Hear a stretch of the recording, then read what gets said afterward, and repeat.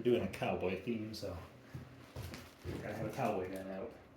So we're actually gonna do something different for once. You know, it's winter, there's not really any reenacting going on per se. So I figured I could just dress up a little. I don't really have a cowboy costume per se from the era. I could definitely do a 1920s silent film cowboy, but I can't do an authentic cow puncher, cow poke, whatever you wanted to call them back then, because cowboy was not a term yet. Anyway, so I've decided I'm going to start reading some antique letters that I've collected over the years. And though it's been a few years since I read this one, so you'll have to forgive me when I pause and stuff trying to figure out what they wrote. Well, this is actually one of my favorites to read. So, what I used to do with these old letters is I used to type them up verbatim. However they spell the word, however they punctuated, if they scribbled something out, whatever they did, that would end up in the transcript that I've created online. So that transcript of this particular letter I sent to a historical society in Gillette, Wyoming, from which this letter originates. Not the historical society, but the town itself. And a little backstory on this guy. What we're going to find out, well, maybe I shouldn't tell you guys yet, just to keep the suspense, but when it's just say, when he says it's been a really long time, it's been a really, really long time since he wrote to, in this case, his old Sunday school teacher. Because this guy left Michigan and went to Wyoming to become a cowboy, live free on the range. And finally, after a really long time, fulfilled his promises. Now, I can't remember if he tells us how long in this letter. However, I do know for a fact that, let's just say it was many, many, many years. And yet he somehow remembered her. So, according to my notes on the back, it says he eventually settled down with a wife who died in 1917. This letter's from 1907. And received 2 homestead patents in 1915 and 1917. He was a former cowhand at the Old Mitten Ranch, from which this is being written. And, well, unfortunately, he dies in a puddle in the 20s. He has a heart attack and dies when he's crossing an alleyway and, I guess, drowns in the puddle. Tragic ending to a pretty interesting guy. So this letter, this letter was written in October 15th, 1907. It doesn't end up hitting a real post office until basically November. And then it bounces around from post office to post office to post office because it's been so many years, the person he's writing to has moved. A few times. Thankfully she had forwarding addresses. So this letter doesn't even get received until basically Thanksgiving. So over a month later. Whereas a letter should have been received in about a week, 2 weeks maybe. So October 15th, Old Mitten Ranch, Gillette, Wyoming. Dear friend, you will no doubt be surprised to receive a letter from this part of the world, and at first will no doubt wonder, there you go. You will no doubt wonder you is writing it. So, I just pause. Typos, as we call them today, exist in letters. They exist on paper. People switch words. People forget words. People add in too many words. So that's exactly what we see here. First sentence, he's already picked the wrong words. We're not the only ones who are making typos. These Victorians, with their beautifully scripted handwriting for a cowboy, he had beautiful writing, even they're making mistakes. So you will no doubt be surprised to receive a letter from this part of the world, and at first will no doubt wonder you, I'm supposed to say who, is writing it. I hope, however, that you have not entirely forgotten me. Your unruly, not sure what that word is, something Sunday school scholar. I often think of you, Miss Kirchhoff. When I left home, I promised you I'd write you sometime, and although I've waited a long time to do so, at last I have determined to fulfill my promise. Just like picture books, gotta hold them up. How's everything going in old GH? That's Grand Haven. Is there anything interesting going on? It's the same lovable old gent, superintendent of the Sunday school. My sister told me in her last letter that the church was destroyed by fire. Ill luck, was it not? But then, it can be rebuilt. I'm 70 miles from the nearest town and 175 from the nearest church. How do you think you'd like that? I'm right in my element now. I'm my own boss. I see the range foreman once or twice a month. That just suits me. All I have to do is sit on my horse and ride around. I've got a good horse and saddle all my own. The weather on a whole is excellent here. We have a fierce storm now and then. In storms, we have our hardest work. We must be out night and day till the storm is over, looking out for the stock. But in good weather, we have nothing to do but lay around and ride a few miles now and then. I can go hunting every day I wish.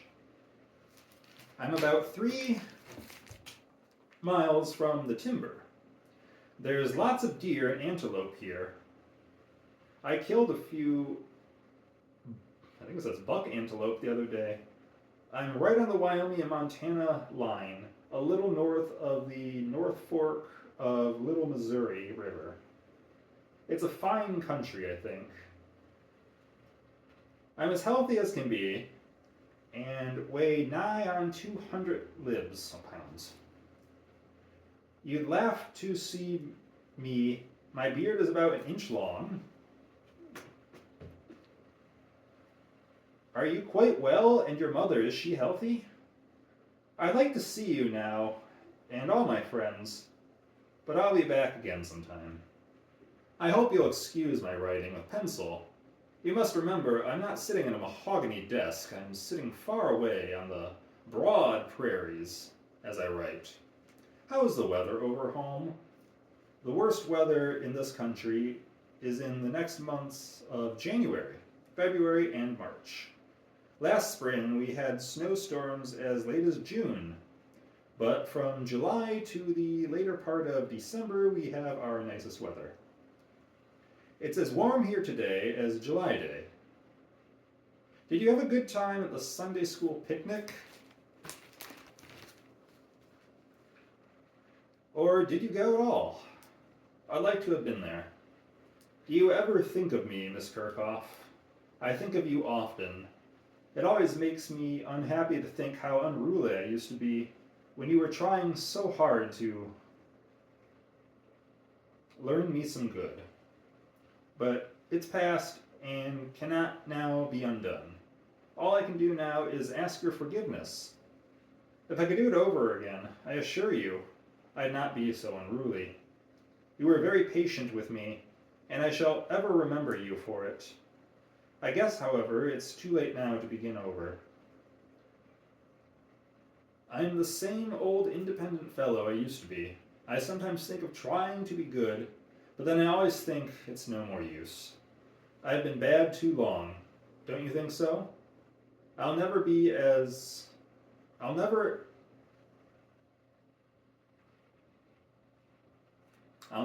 long as I live, however, forget you and the way you try to be good for me. I sometimes wish I could get a chance now to listen to your advice, but it's too late now.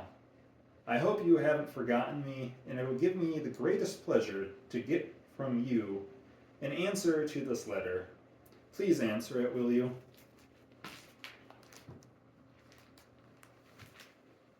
I haven't heard from my folks now for about 4 months. I wrote to them yesterday. I wrote to John also. I wish he was here, but he will be before long. He'll soon be 19 now, and then won't be long something. He and I are a pretty good team, don't you think so? Now please answer me, and I'll not wait too long next time to write. So now I close, remaining as ever your old scholar and true friend, Arnie van Hoynen, Address, Gillette, Wyoming, care of the Old Mitten Ranch.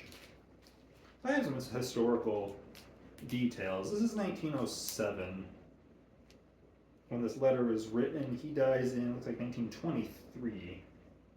However, I was able to do some research because obviously I was able to find out who he is.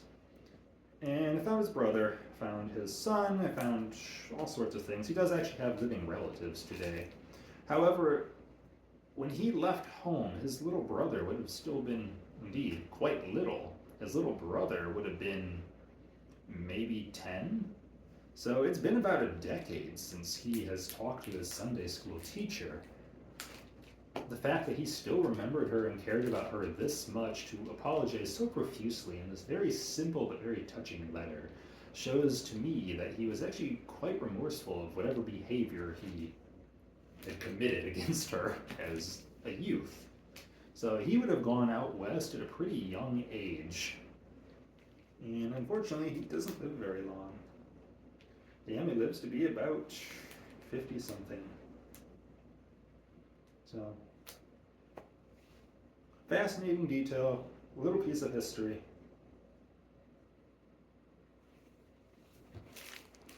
Beautiful writing. Purple pencil, very common from the era. And yes, his brother does go out there. I did find that historical detail. I found all sorts of wonderful historical details about the family. Was not able to successfully contact any of the living relatives, but fascinating information, and just one of my favorite letters. It's the letter I refer to as being from the depressed Cowboy in 1907. Close of the Old West, the end of an era. Westward expansion complete, freedom of the ranges diminishing. And no more gunfights at the OK Corral.